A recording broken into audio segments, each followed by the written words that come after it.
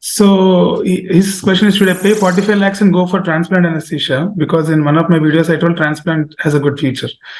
Or go for cardiac anesthesia. So what is your opinion? Hello, this is Dr. Dheeraj Masapu. I'm a consultant neuroanesthesiologist. And today we have two of my MBBS batchmates and who have done cardiac anesthesia. So first I'll introduce Dr. Satya Swarup Patnaik, who is the head of cardiac anesthesia in High Tech Medical College, Bhubaneswar. Welcome to the interview, Dr. Satya. Thank you, Dr. Dheeraj. And then we have Dr. Kaushik Jyotinath, who is a pediatric cardiac anesthesiologist working in Kuppaswamy Naidu Memorial Hospital. And he has also written a book called Anesthesia Review. And most of you would have read that book. Even in my hospital also, many other students have read that book. And so we have an author also with us. Welcome to the interview, Dr. Kaushik. Thank you, Dr. Guru. Thank you so much. So this interview is all about the scope of cardiac anesthesia, and many of my subscribers are repeatedly messaging me, and they even commented saying I don't cover cardiac in my topics. Most of the times I get biased towards neuroanesthesia and other anesthesia. So this is the first interview I'm doing in my channel on the topic of cardiac anesthesia. So first I would like to ask you the most asked question, that is, so what are the work hours of cardiac anesthesia? People are really scared about the work hours. People assume that cardiac anesthetist will be working a crazy long hours. And like, how is it going to be? You both can tell your experiences and some stories. First, we'll start with Satya. Yeah, no doubt. Once we come into cardiac anesthesia, we must be ready for putting in long hours of work. But then it's very structured. If you see in a general anesthesia OT also, you may be spending say 6 to 8 hours doing multiple cases. Here you may be doing 1, 2 or maybe 3 cases over that span of time. But it becomes a way of life once we get used to it. And of course, there will be times when you'll be covering cath lab where the case duration may not be very long. The one thing in cardiac anesthesia is that we will be covering emergencies. So it's not that once the case is over, it's done and dusted. So there is always a chance of coming back at night, coming back for a re-exploration, the patient falling sick. But once we are working with a good team of surgeons and anesthetists, it's always a shared responsibility. And once we get into the flow of it, I don't think it becomes so much of a strain on us. Okay. Kaushik, what is your opinion? So I think Satya has stolen the words from my mouth, if I can say that. Okay.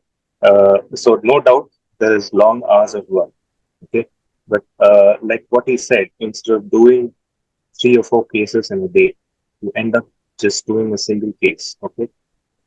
So there are a lot of advantages of doing that because you're so much more into the patient, so much more into the patient care because you're continuously with him almost for the entire day. Okay, so if you start a case, let's say a CABG or a valve replacement, that's going to go on an average, maybe a CABG would take around 4 hours. Okay, and a valve case would probably, if it's a mitral valve, it would take 3 or 3.5 hours. Aortic valve would take like 4 or 5 hours. Okay, all these are uncomplicated cases. So you're going to spend that much more time with the patient. That's on one side, you would feel that you're being overworked.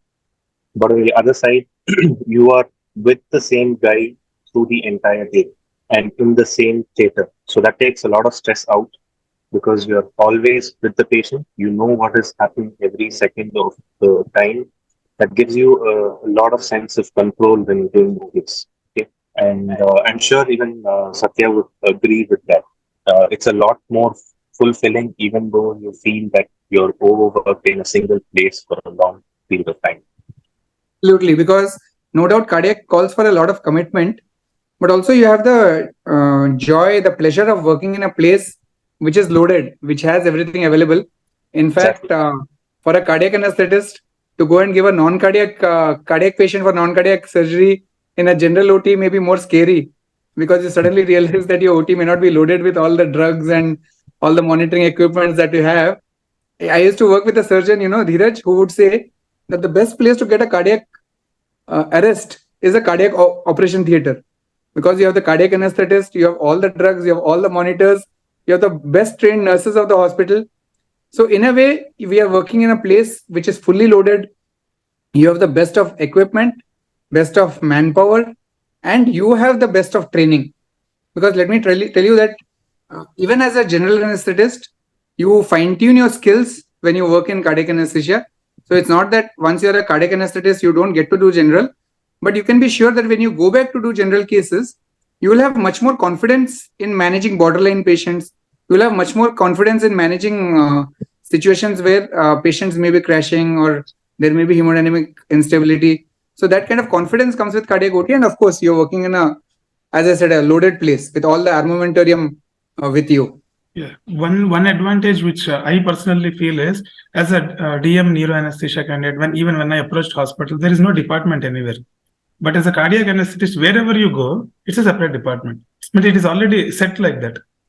You go to not nursing homes, but you go to like 150 bed hospital, it's a separate department. You go to a cardiac center, obviously it will be separate. You go to Middle East, it is separate. You go to some country, it is separate. You go to Australia, it is any place you go, it is separate. So that is one advantage. You can stick on to your profession because many neuroanesthetists I know who have done even DMs are working in general anesthesia and all that. I don't think cardiac anesthetists have that kind of situation. You should tell. Maybe that is what I feel. I felt. There are cardiac anesthetists who do general practice. There are cardiac anesthetists who, after some years of cardiac anesthesia, shift over to general practice. If you have a scope, it's always good to be in touch with your spinals, epidurals, and of course now regional anesthesia is coming a long way into cardiac surgery. In fact, Kaushik himself is doing a lot of regional anesthesia. Then the next question many people ask me is cardiac anesthesia saturated? And basically the doubt is after doing the DM or DNB, will they get a job? Because what they feel is most of the places seniors are there. So getting a job is difficult. That is the talk going on outside. So what is your both of your opinion on that? Satya can start. I think Dhiru, with the expansion of healthcare into tier 2 cities and the increasing number of cardiac surgeons and cardiac centers, in fact, the number of centers is slowly going up. It's on the upward trend. I work in Odisha. I can tell you for sure that there is always a shortage of cardiac anesthetists in some hospital or the other eternally in Bhubaneswar. And it's only growing. More and more centers, more and more hospitals, more and more cities and towns are starting cardiac surgery. And cardiac surgery is one part of it. There is also cath lab. There is also cardiac ICU. So this is one thing. The other thing is that once you have the skill set of cardiac anesthetist, you are good in your ICU work. You're good in your hemodynamics management. You always have a backup of ICU and you have a backup of general anesthesia as well. But that won't be required. I think even in the near future, there is always scope for cardiac anesthetists. It may differ from town to town, city to city. There may be saturation at places, but if you're open to moving around a bit, I'm sure there are a lot of opportunities and a lot of scope. Kaushik, your opinion? So I'll add on to what Satya was saying. So I shifted to Coimbatore like 7 years back. Okay. So when I came here and landed, I had only three options. Right, there were only three places which were doing cardiac, and now 7 years down, we have 8 places which do cardiac work. Some of which are very good, which are very well established, and there are the new guys who are growing up. Okay, and amongst these, there is a lot of pediatric which is coming up because, like Satya said, our work doesn't involve just the cardiac theater. It also includes the cath lab. It also includes your ICU. So there is a lot of cutting edge technology which is going into the cath lab area. So a lot of these valve replacements are being taken up by cardiologists. So that itself is growing up to require a cardiac anesthetist in the cath lab as such. So a lot of places like there is this a group in Chennai wherein the anesthetist does only cath lab work. He goes only for catheter aortic valve replacements. So the field is ever evolving, There is a lot of research which is going into the field, and of course, with that, for us as anesthetists, there are a lot of job opportunities also which will come up. Got it. So it is not saturated then, according to both of you. Absolutely not. Okay, then Absolutely not. recently one question my subscriber asked me. He got a good rank. He got an average rank in the recent exam, and he is getting transplant anesthesia. But the fees is 45 lakhs. I'll tell you, scenario is different. Fees is 45 lakhs. He is getting transplant anesthesia, but cardiac anesthesia is getting a DNB, which is DNB is like almost like free only. So his question is, should I pay 45 lakhs and go for transplant anesthesia? Because in one of my videos, I told transplant has a good future, or go for cardiac anesthesia. So what is your opinion, Satya? First, you can tell. What is your suggestion to him? No, I may be biased because I'm a cardiac anesthetist, but as Dheeraj said, transplant has a good future, but cardiac anesthesia has a good present and future. Got it. So I would suggest cardiac anesthesia for sure. Save the 45 lakh and utilize the 45 lakhs for some side business. As an anesthetist, always have side backup plan. Have a small coffee shop, a small cake shop, something you have to de-stress. So save the 45 lakh. That's my advice. Kaushik, what is your? I'll answer that. I'll answer that with a single example. Okay, I know a couple of cardiac anesthetists who work as a team and who do only transplants, liver transplants. Oh, so they go from. I mean, they're based out of Chennai, but they go where the work takes them. So got it. So I'll recommend him to take up cardiac anesthesia. Then I messaged him after this. Save the 45 lakhs. Save the 45 If he's got access, then how to invest? Donate it to your partner. Sorry? How to invest that 45 lakhs? You tell him so that he can. No, as an anesthetist, it's very important to have something on the side. Yeah. Always have a backup plan. Someday you get bored of giving the spinals, of doing the T's. Have something for the evenings at least. So how do you spend your day usually with the hectic work and everything? How does your day look like?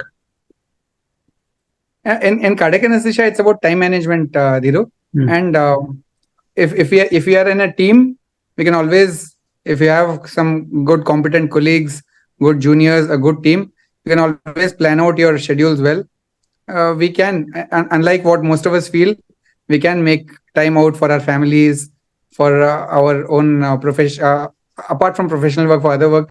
In fact, you'll be surprised to know that I had one of the largest voluntary organizations in Odisha, Shri Satya Sai Seva Organizations. I'm the state president. Wow, so being a cardiac anesthetist, I'm able to take time out for this work as well. So that itself speaks that but there are places where you may be a single cardiac anesthetist. There it may be a little bit of a stretch, but then the surgeons are always there. If you have a good understanding with the surgeon, you can always divide your time and work out your way. And most of the hospitals for cardiac anesthetists, they don't insist on 9 to 5 job because they know that you have to be available most of the time for emergencies. But of course, what I would like to emphasize is your commitment should be there. You should be available when there's an emergency. You should be committed to the profession. Then the hospital, the team, everyone is very understanding. So Kaushik, how does your day look like? Like pediatric cardiac anesthesia, more intense, I feel. Dhiru, I'll just answer that. Give me a minute. I wanted to add on to what Satya told. Okay. Like you told initially that most of the places, cardiac anesthesia as such is a very well-established department. So that itself speaks volumes. Any unit you go, you're not the single man who was called for emergencies all the while. No doubt, like what he said, you have to be very committed. It does take a lot of time doing a single case. But at the end of the day, most of the units, unless and until you're stuck up with a single surgeon, single anesthetist environment, most of the places, it is a very well-established place where you have 2-3 guys who are rotating. Even the smallest of units will have a senior and 2 juniors who are rotating and taking these emergencies. So you do get called a lot for emergencies, for re-explorations, all of that stuff.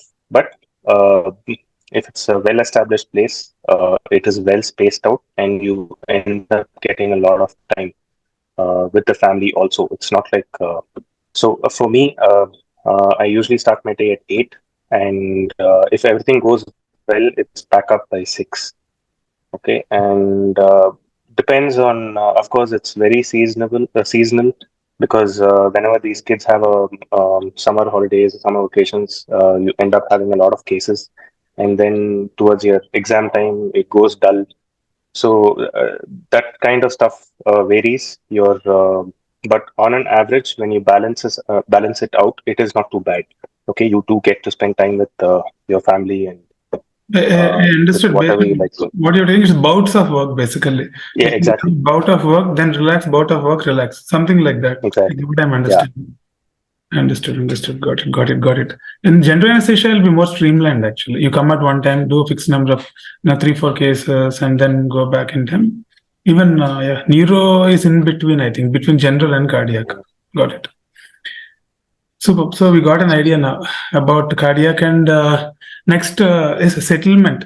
Already you briefly discussed in the discussion, but between city and town, if you have to settle after doing proper DM and DNB, which is better according to you? Like, what should be the plan? I think, Dhiru, what is more important is a good setup, a good surgeon, a good team to work with, and a good management. There are some places where management really has a lot of respect and understanding of cardiac surgery and cardiac anesthesia, because at the end of the day, the cardiac surgeon will be doing 1 case per day.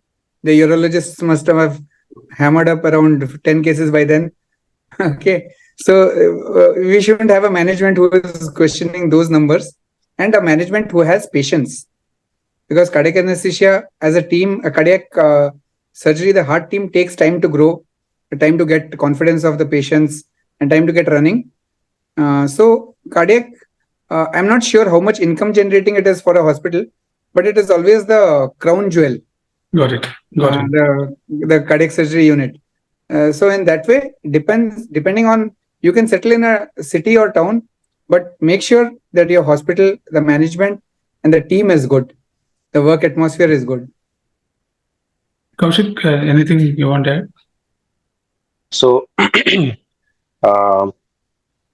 okay, let me put it this way. Okay, so initially, when you're doing your DM or your DNB, if you've got a lot of hands-on, right, and if you've got a lot of training with your echocardiography and other ancillary stuff, uh, it should be a no-brainer. Anywhere you go, you will be comfortable, right? But if there is some way where you're lacking, so if you've not done too many cases, then you'd probably want to go to some center which does a very high volume.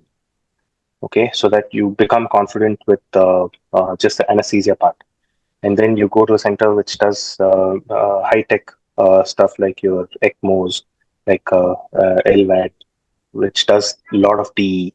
So you get a cutting edge, and then you're basically, if you're well equipped, then you can settle down anywhere, because a lot of places are now opening up cardiac centers. Um, Even in Tamil Nadu or in Karnataka, there are a lot of tier 2, tier 3 cities which are doing this stuff. So To lead a I team. think, Dheeraj, I would just like to come one point I have to make, that more than the place where you're going to settle down, it's important the institution you choose for your training. If you have a choice, you should always go for an institution where you get good hands-on, get good basic training. The ECMOs and VADs come later, but the basic training of anesthesia should be good. In fact, by coincidence, Kaushik and me have been trained at the same institute in anesthesia, in Sri Satyasai Institute in Puttaparthi. And luckily for us, the hands-on training there has been very good. So that is very important, because those are the formative years where you're actually learning your skill, learning your knowledge, and which will hold you in good stead wherever you go ahead in life. And finally, when your skills are good, your knowledge is good, and your commitment is good, you earn the respect of the entire team. Got it. So, yeah, please. I'll just add to that. Okay, Yeah. sorry, Dhiru. No problem. So the initial part, you focus on just getting your hands. I think I got carried away. You focus on getting good hands-on, doing a proper cardiac case from top to bottom.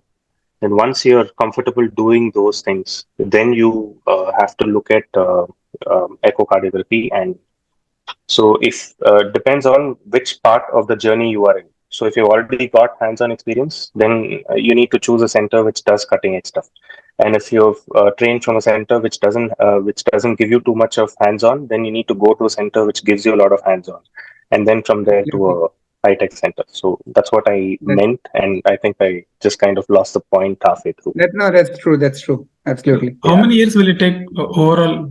Like Kaushik is telling the pathway to become maybe a lead position. It will take, I think, 7 to 8 years. I think after the training.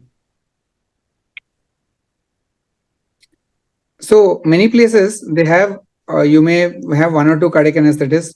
So say in 5 to 6 years, you may be in a good position. Okay. I would put it at 5 to 6 years. Okay. Got it. You'll be in a good position. And till that time, better to work on some senior.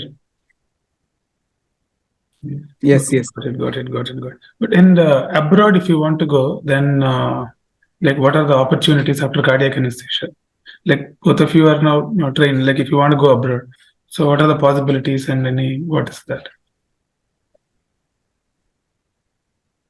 Gosh. So I don't have too much of interest to go abroad. Experience about experience as well. Okay, let me put the question: better to stay in India or go abroad? Please answer this question. What is your opinion? Absolutely. You ask me, Dhiru, stay in India. Abroad. You may. I have had colleagues, teachers who have come from abroad, and there you have the cardiologist in many countries, not everywhere. The cardiologist comes and does the echo, and the intensivist takes care of the ICU. It may sound very comforting, but then the cardiac anesthesia journey feels somehow incomplete. In India, in our own scenario, you're the king, you're the boss, and you can always do it in a proper way how you have planned. It's very important. I am a believer in the fact that the cardiac anesthetist who does the case in the theater also has to have a say in the post-operative part in the ICU as well. So that way, but of course, abroad also there is a lot of scope. In Gulf, there's a lot of opening for cardiac anesthetists. On and off, these openings keep coming, and there's a lot of scope over there. Got it. So India or abroad? So I'll add to that. Okay. So for a very brief while, I had been to Mayo Clinic for a week. Okay. And so like what Satya said, you're only ending up doing the anesthesia part. There is a cardiologist who's always there in the theater who does the echocardiography. And then you have an anesthesia tech who takes most of the thing. So it's like you start the case and then you go to the next theater, you start another case there, you go to the next theater, you start another. Then by the time you come, you finish the 3 theaters, you're ready for weaning off the cardiopulmonary bypass in the first theater. So you come, you look at that, you go to the next theater, you do the same thing there. So it's kind of, what I felt was that it was a little disjointed. Yeah. When you look at what we do here, you start this, and then you have to do the echo, and then you have to go on pump, and then you have to come off pump. You have to set up all the inotrope. I'll put this part also that he's getting a call in between. See, guys, this is the problem of cardiac anesthesia. Even neuro anesthesia, actually, it is somehow similar. So for subscribers, a lot of value. One downside of cardiac anesthesia is you can't leave the town without informing your surgeon. Yeah. Okay. So you have to make sure you keep him in the loop because you're handling a very critical field, Dhiru. Yeah.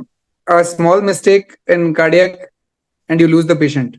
A small mistake in general, you always have a chance of coming back again and, redoing that mistake, undoing that thing, undoing the mistake. But so that's what, when you get stretched, it brings out the best in you.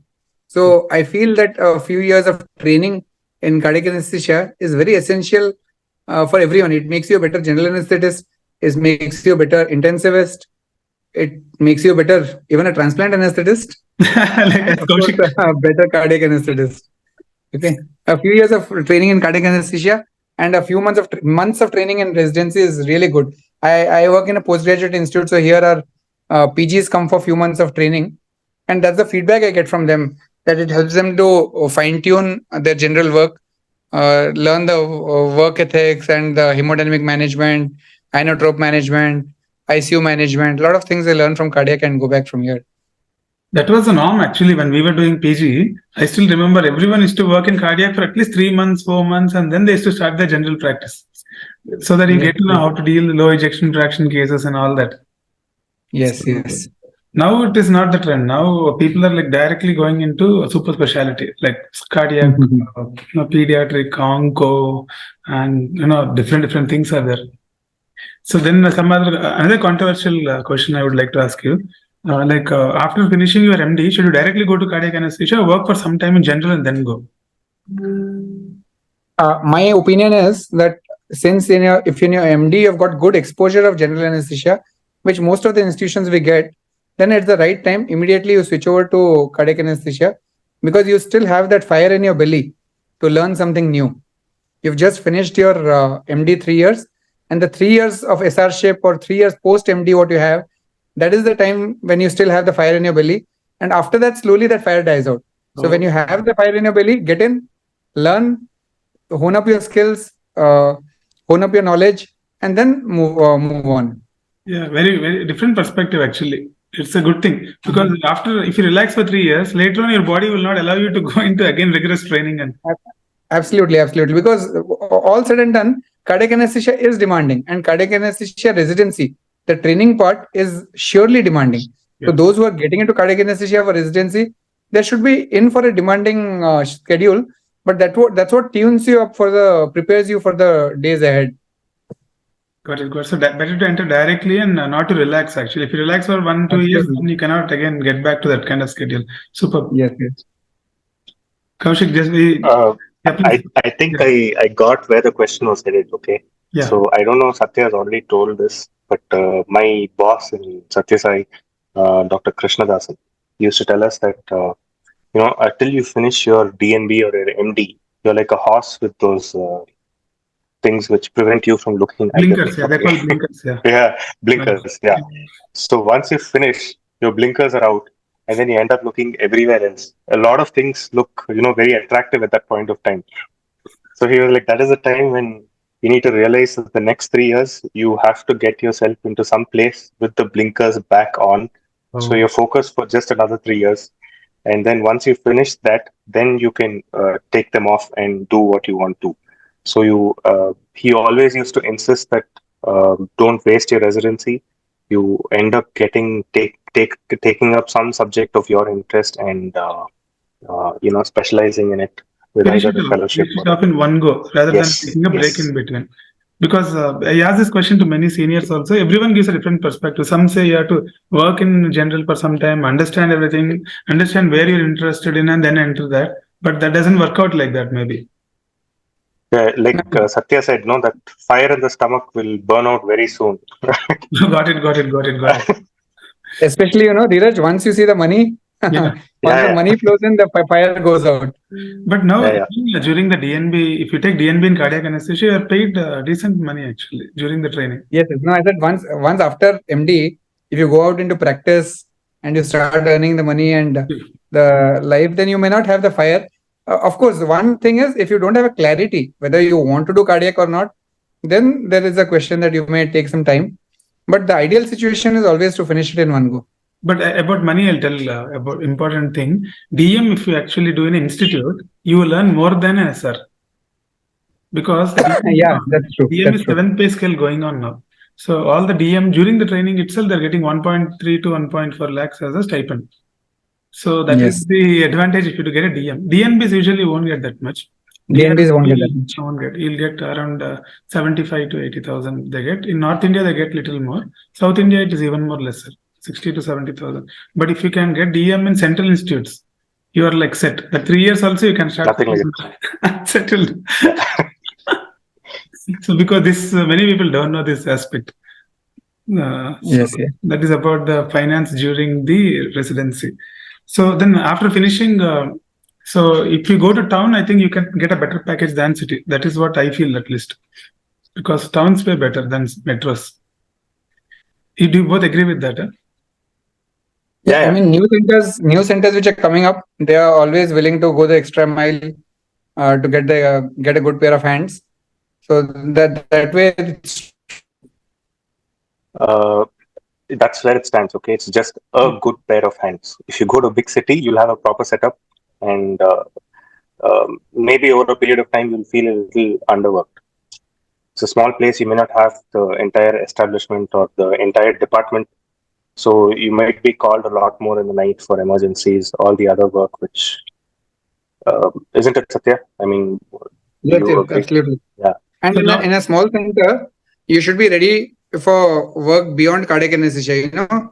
Sometimes you may Yeah. have to coordinate the entire ICU, help set up the entire ICU, help regulate the OT protocols.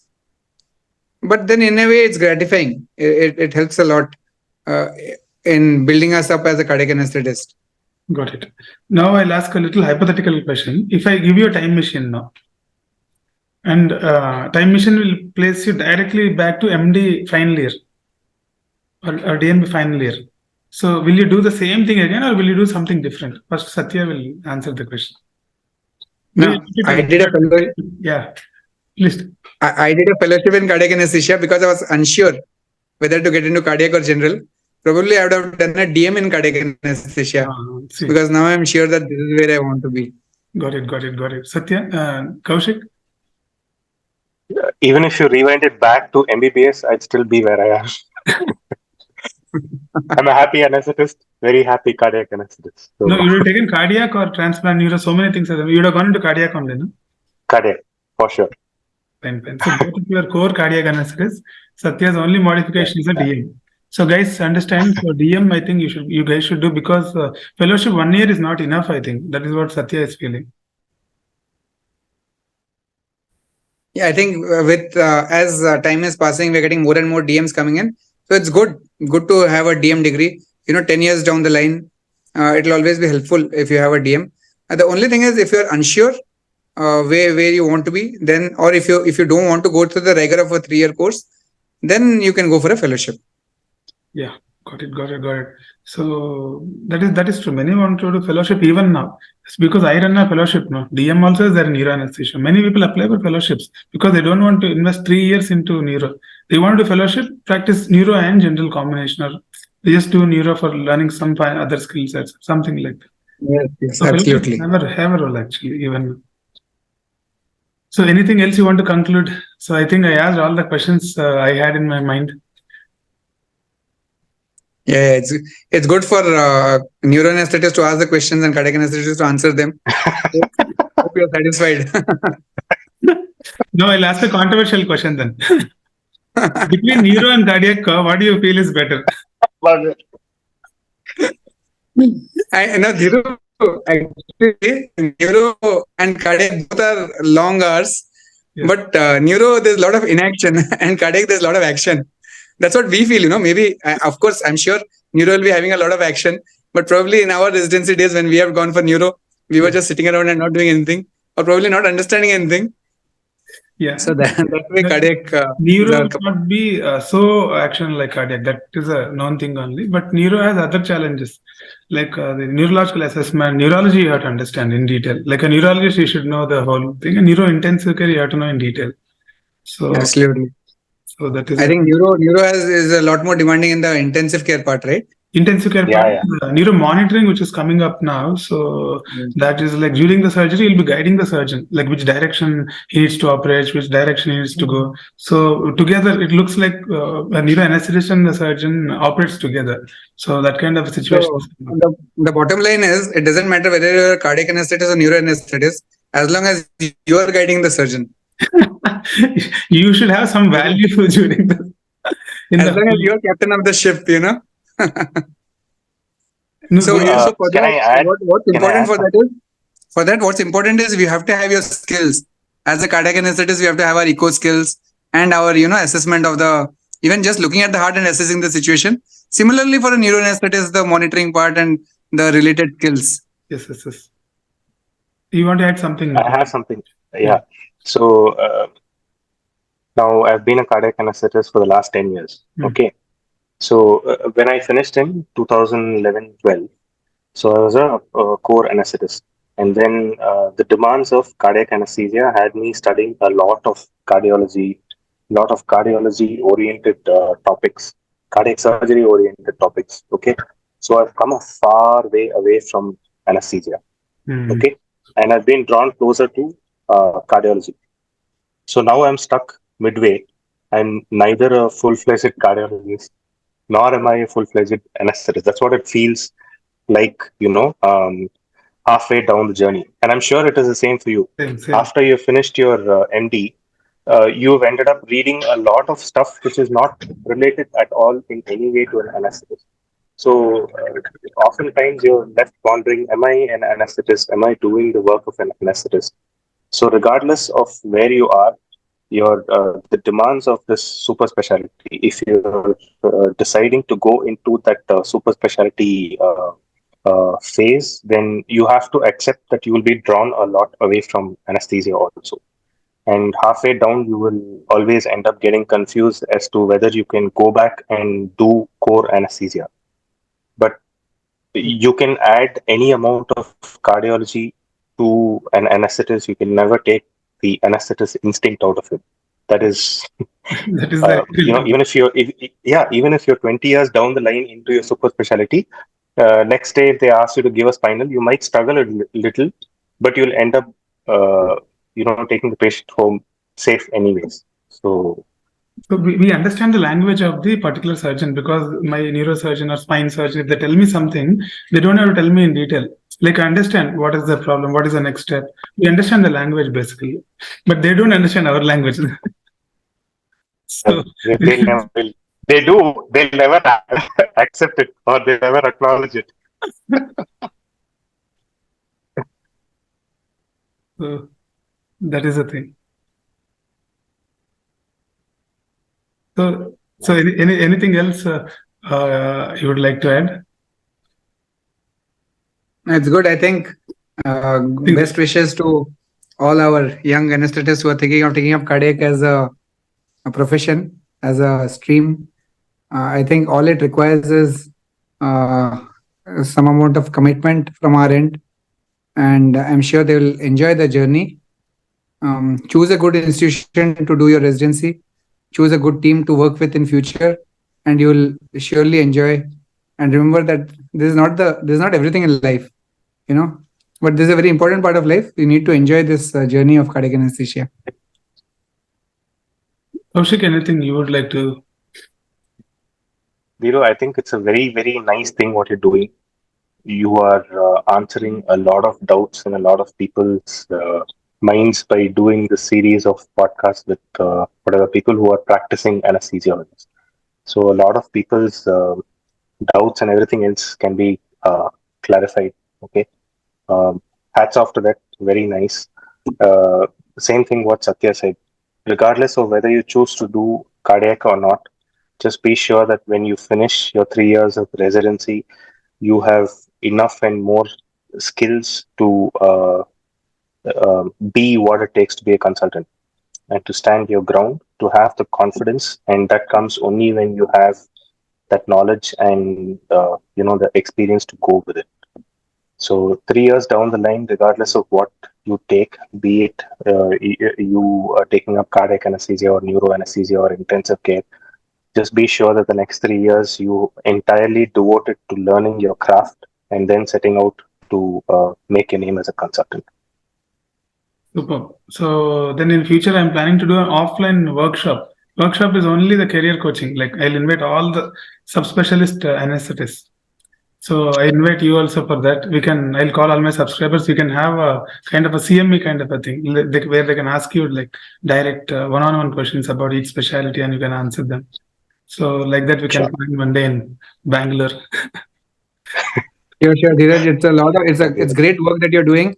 As Kaushik said, guiding young anesthetists, because I remember when we finished our MBBS, I at least didn't have much idea about anesthesia as such. Forget cardiac anesthesia. And when I finished anesthesia, I was really a bit scared of cardiac anesthesia, whether I should get in or not. But circumstances were such that I got in. But I wish I had someone like you to guide and mentor and you facilitate a lot of mentors to come on board and share their ideas. This is a great platform, Dhiru. Congratulations to you. Thank you. You're doing a great job. Thank you. Then I think we can log off from the interview session. Thank you, Kaushik and Satya.